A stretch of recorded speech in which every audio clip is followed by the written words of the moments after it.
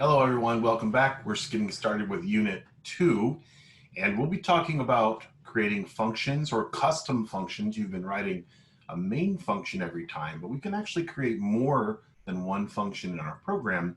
And in fact, it's one of the most powerful elements of writing a computer program is creating a function that you can use repeatedly to reduce the amount of code in your program.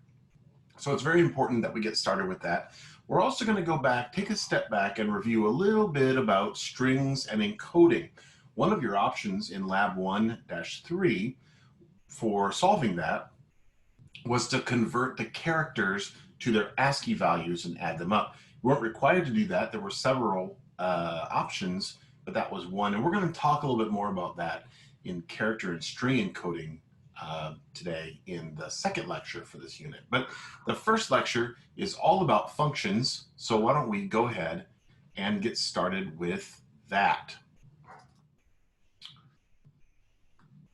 All right, so in talking about functions, we want to talk about the concept of how functions work and that everything within a function will always stay in that function. You'll get more about what I mean by that here in just a minute. But the basic idea is that anything inside of a function, a variable definition, an algorithm, math formula that you run, any of those things, it only exists inside that function. We'll talk more about that here in a bit. But that is one of the key things to remember is that if I have a function and I have a variable named x and I assign it a value, if I have a different function with a variable named x, those are not the same variable. They're two completely different variables and their values are stored and maintained separately. So let's see how that works. There's a thing about functions that we haven't really played around with much yet. We've just defined a main function and all your commands are in the main function. You just accepted that as just a standard for the way that your programs will be in the class. But the reality is that a function is a very flexible tool in programming. And a function can accept an argument. Arguments go inside those parentheses. So you've been typing in def, main, and left-right parenthesis. Inside those parentheses, you can put in arguments. Those are input values to our function that can be then used inside the function. We'll see how that works. Inside the function, of course, you do all your commands as you've been doing, but we can also have a function output a value. And I don't mean to print it. I mean that it passes values that are inside the function back out again. Those arguments input to the function and those output, the return value from a function, those are optional. Now think about how you've been using things like, for example, the print function, right? You type in print, left parenthesis, and then inside the print function, you give it a string or a variable or something, and then the right parenthesis. So you're actually passing that string, that sequence of characters or numbers to the print function, and it does something with them, right? What it does is it puts them on the screen. How about when you use the input function? A great example, when we use the input function, and let's take a look at that here. If I say name equals input, what is your name? Right? If I put this in, input is a function. Inside the parentheses here, this is an argument. It's a string I'm passing to the function. What does the function do with that string? Well, that's the argument. So the function displays that string on the screen. I press enter, it asks me, what is your name? I type in my name, it's Gary. Now I press enter again. Nothing seems to happen, right? Except something did happen. The name that I typed in was returned from the input function, and I told it to store that or assign that whenever I typed in back to this variable. So we know when I press enter here, when I say print whatever's in this variable, I'm sending the variable to the print function. It's going to print the name. So in other words, the input function accepted an argument, that's the prompt string, and it returned a value, whatever I typed in. And that value was assigned to my variable called name. So we've been doing this calling a function, giving it an argument, and then the function returns a value that we have assigned to a variable. We've been doing that all semester long. But can we create our own custom functions? They accept values, do something with them, and then can return a result optionally. For example, the print function doesn't return anything, it just prints it on the screen. The input function returns something, right? How about the if you used a math function like log, right? Log accepts argument, a value, into the log function. It does some math and returns a result. So y equals log of x, accepts x as an argument, does some math, returns a result, and we have assigned it to y by saying y equals and calling the function. You've been doing that this semester, and now we're going to make it so that we can write our own custom functions, allowing us to accept an argument as input, do some work with it, and return a result. Again, we don't always have to return a result, and not every function has to require an argument, but they can. And that's what we're going to look at today. So we want our code to be able to be reused. So if we write something, an algorithm, let's say it's an algorithm that adds up the values in the characters of someone's name, like my name, G-A-R-Y. If G has a value of 7 and A is a value of 1, right? We add 7 plus 1, G-A. Whatever the value of R is and Y, we add those up. Let's say our function accepts that string as an argument, adds up the values, and returns a result. We did something like that in Lab 1.3, but you didn't write a custom function. You just did it within the main function. But if I had a function that could do that, I could call the function, pass it a string. It would then return the sum of the values in this case. But we want our code to be able to be reused, right? We don't want to have to type our code or copy and paste our code over and over and over within our program. So we write it so that it works. So for example, if I assign 15 to A and -7 to B, I can print A plus B. But what if A and B kept changing and I wanted to print the sum of them? What I might want to do is define, which we know how to do, DEF, define a new function, decide whether it accepts any arguments. How about I just print the two values that I pass to it? So if I define something called my function, the definition is here, define def, the name of the function, whatever I want to call it. And then in the parentheses, I can specify how many arguments it requires. In this example, it's 2, A and B. Inside the function, I print A, print B, I'm done. So this particular function has arguments or input, has no return, it just runs the print statements to display the values. So while this function is not super useful, it does demonstrate an example of a function that has input or arguments. Sometimes those arguments are called parameters, by the way. Arguments, parameters, input, that's just what we pass to the function. And in this particular function just displays them. That's the body of the function. You remember your for loop definition, when you say for and then a loop and then a colon on the end, then everything underneath it is indented. Whenever you have a Python command that ends in a colon, that's how we define the beginning of a block of code that goes along with that line. In this case, these indented lines, print A and print B, are indented underneath the function definition. We do that with the main definition as well, all semester long so far. These two statements go with this function, and Python knows that because they're indented. So arguments are our input values, or sometimes called parameters.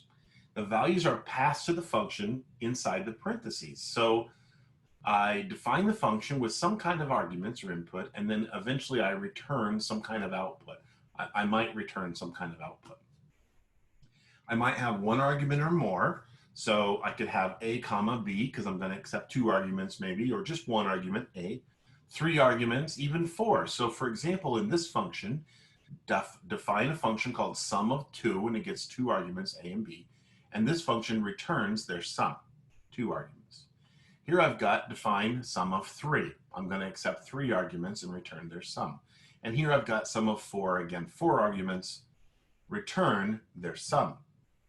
Right? So in this case, I've got functions that are defined that have input, they have arguments, and they also have a return statement.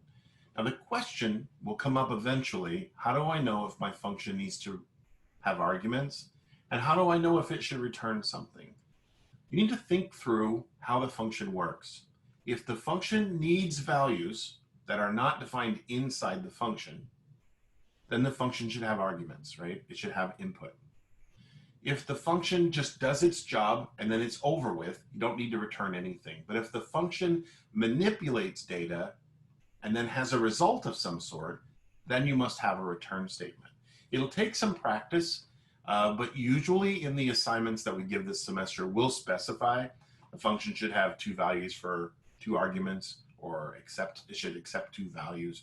And then we'll say, it should return certain values. We try to give you a little hint as you're getting used to it, but eventually you'll start to get the hang and you'll see that if the function needs data that's not inside the function already, then it needs arguments. Now, the correct number of arguments is required. So if I say define sum of 2 and it accepts two values and I return the sum of them, I can print sum of 2 and pass it 4 and 5. 4 and 5 get substituted for A and B. This returns 4 plus 5 is 9. This part inside the print parentheses gets replaced with 9, so it prints 9. Here I've got defined sum of 3, A, B, and C.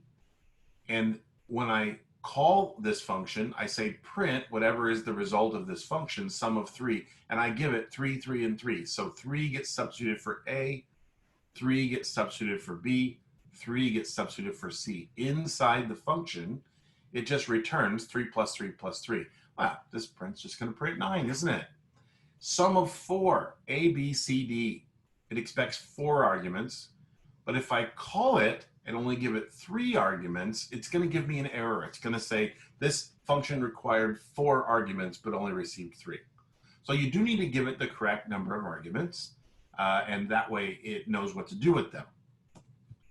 Functions can return values, and we can then use these values in our program. So for example, if I define a function called change_num that accepts 3 arguments, A, B, and C. Inside the change_num function, it says, hey, my variable x equals 2 times A. So whatever A was when it was called, we don't know it yet, then x is double that. Y is whatever was passed in the second position here, B, is that number squared. And Z is x plus y. So 2 times A plus B squared, that's going to be Z. Return x, y, and z.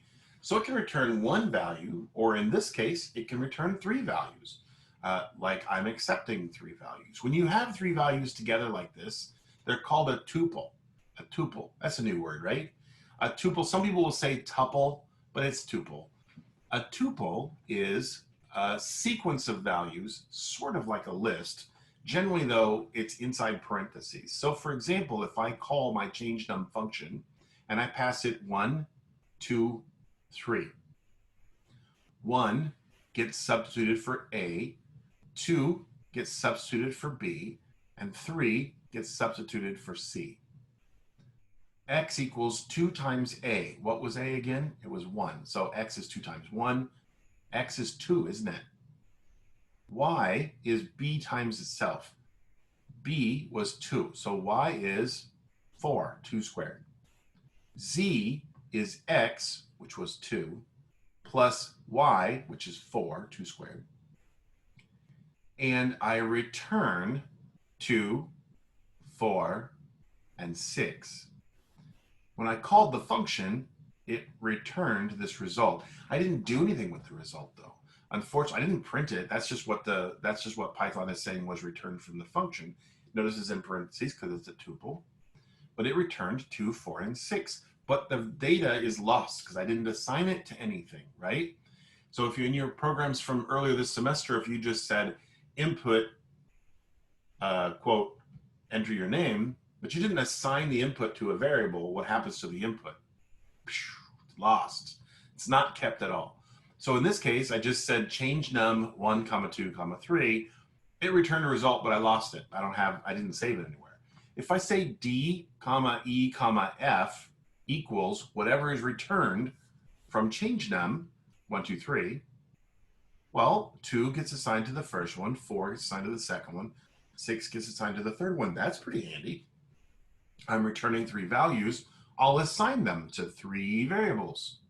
This was from week 1 and 2 of the semester. We talked about simultaneous assignment. You remember the assignment where you were given like 2 variables and they wanted you to swap their values, right? So whatever's on one side of the equal sign gets swapped, gets assigned immediately to the other side. That's what's happening here. This change num function, it runs and gets all done, and this resolves as this little tuple. And so those 3 values are separated out. So when I say print E, I'm going to get 4 because that's what got assigned to E. So practice with this. I encourage you, open up idle, play with programs, define a little function, pass arguments to it, right? And then see what comes back and manipulate it. We'll look at a few more here. Right, so we must capture the return value. If a function returns something, we need to capture it. Otherwise, it's just lost to nowhere. We call that the bit bucket, like a little garbage can full of data that never gets full. It just there and you'll never get it back. So the return statement defines the value that's passed back out of the function. Remember the very first slide? What's in a function, what happens in a function stays in the function.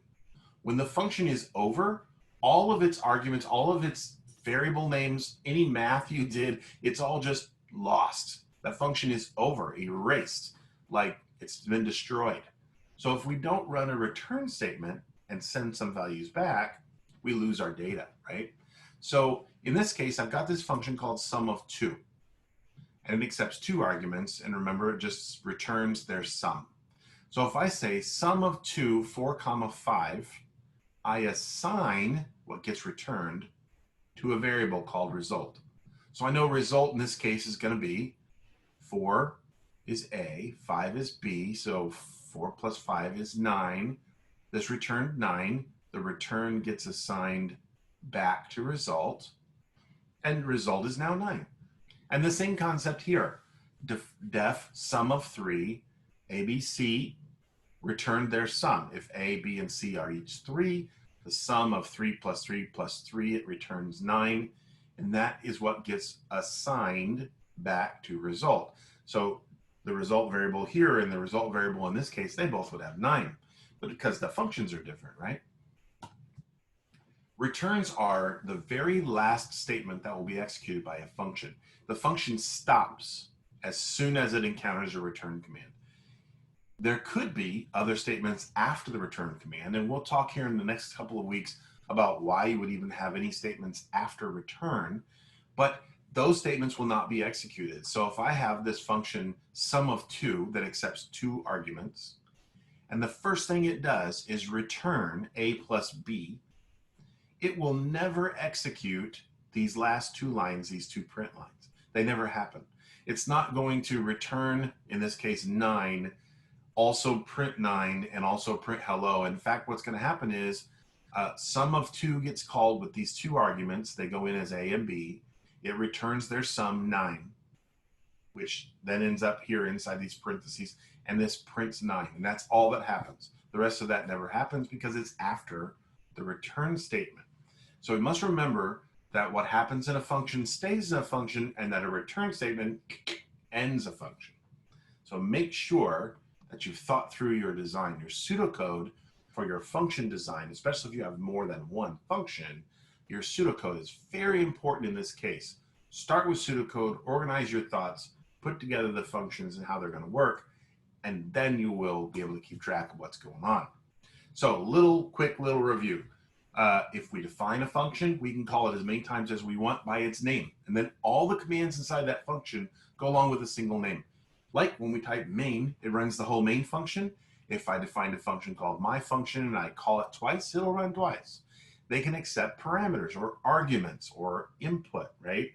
Parameters, arguments, input, all the same thing here. And we can pass those inside the parentheses. And if it has a return value, this says it can be assigned. You must assign the return value to something or else it's lost forever. So my function 6, 7, whatever my function returns, should get assigned to something, and we assign it with the equal sign here so that we do not lose the value. All right, let's check our understanding here. So I define a function. Let's look at this left one here. What we want to know is whether these two functions have the same output. Okay, if I run them, do I get the same output? So my fun A, this one on the left, I pass it something called, and we'll call it A. When I call my fun, I give it the number 2. So inside the function, A equals 2. So when I call the function, it starts the function and passes it 2. A is 2. Print A, which is 2, times 2, which is 4. So this prints 4, right? Pass 2 to the function. A is assigned 2. Print 2 times 2. It prints 4. Here, I print my fun 2. That's different. Here, I just called it. Here, I'm saying print whatever is the result of this function, print that. So it calls the function, passes it 2, and the function doesn't print anything. Here, it's printing something. It just returns whatever's in A times 2. So it returns 4. 4 is now what's inside this print function here. So it prints 4. So this one printed 4, this one printed 4. The functions are structured differently. This one has a return value, this one does not. I just called the function because it did the printing. Here, the function doesn't print anything. I have to print its result, but I do get the same result. Both of these functions have the same result. How about these two functions? Define my function, define my fun in print n times 2, and then return it. So here, I'm going to call the function. So first call my function, just like in algebra, right? We have to solve what's inside the parentheses before we can do anything else. So in here, we've got it resolved. It's the number 4. Now I've got to resolve all this inside the parentheses, call my function and pass it 4. So n is assigned 4. Print 4 times 2, that's 8. Then return 4 times 2, that gets returned to this print function. So I print 8, I return 8, and this print function then prints 8. So it's going to print 8 2 times, right? 8, 8. Let's look at this one. Print my fun 4. I pass 4 to my function, so n is assigned 4.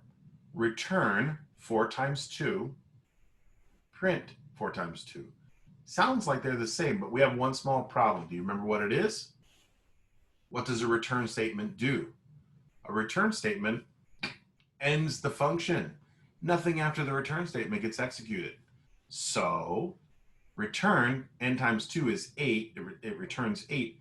This line never gets executed. This just prints 8.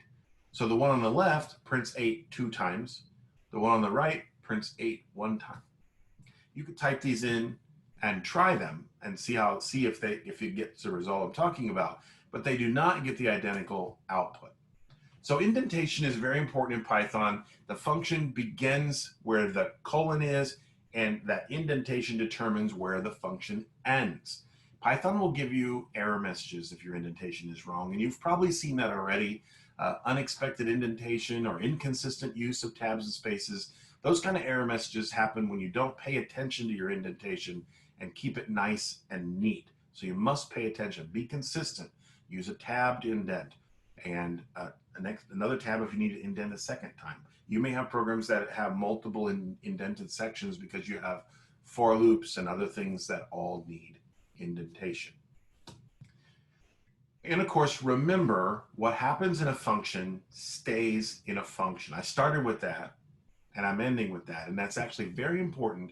It's something that you will forget, and you've got to keep it in mind. If there are variable names or algorithms or anything that you change in a function, anything you assign variables x, y, z, n, I, whatever it is, as soon as that function is over with, those values are all gone. So, and those variable names are different than variables in any other function. So if I have two functions, they both use the variable x or n or I or j. Those are different variables completely. So there's no connection from variables in one function to variables in another. Let's take a look. For example, here I have a function called myFun, which gets one argument, y. Here I have my main function, and here I call my main function. I like to look at Python programs right down the left-hand margin. I defined a function that gets an argument, I ignore what's in the function. Then I define another function, no argument, I can ignore what's in that function. It's not being executed yet. Down here at the bottom, we execute the main function. Now one of the functions is being executed, that's the main function. So we come up to main, and it assigns 2 to x, and then it assigns whatever is the output of myFun to z. So myFun is past x, so x equals 2. Call myFun with 2. All right, let's pass it up here to myFun. 2, y equals 2. Now I've got another variable called x. Is this the same variable as this one? Nope. It's a different variable called x. It's assigned a value. A variable called y, we started off with y having a value, right? We passed 2. Y is 2 in this function. So it's itself plus x times 2 return. And then finally, we're going to print z, the result of this function, times x. And what is the output? What is the output of this? The key to learning how to program is to be able to read something like this one. Don't type it into idle and try it. Read it. Try to figure out what all the values are and know what's happening so that you know what the result is. What is the output? What gets printed from the main function? Depending on what you think is happening as these two functions, main and myFun, work together, we might get a different result here. Have you figured it out? Do you know? If I told you that it's 12, would that make sense? Maybe. But you got to actually understand how it works. So can you see why the result is 12? If you can't, try working through. What I like to do is take a piece of a pen, a piece of paper, and actually write down the value of different variables at different steps of the program. Remember, the myFun function was defined, but it wasn't executed first. The first thing that's executed is down here, execute the main function. Then in the main function, it calls myFun, it executes the myFun function, passing it a value. Something happens in here, it returns a result that gets assigned to z, and then z times x are printed. And as it turns out, x is 2. This thing returns a 6. So z is 6, and 6 times 2 is 12. But you got to kind of play around with the program and see how it works to follow how that works. So work on that and see if you can figure it out. That'll be your first challenge as we work with multiple functions. There will be more. Your lab assignments in module 2 and 3 and 4 all rely on this basic capability of writing multiple functions, passing arguments, values, parameters to a function, and getting a result back, and then working with that result. All right, great. Don't forget to take the quiz that goes along with this lecture, and then move on to the next lecture. It's fairly short. We're going to talk about string encoding and decoding. All right, take care.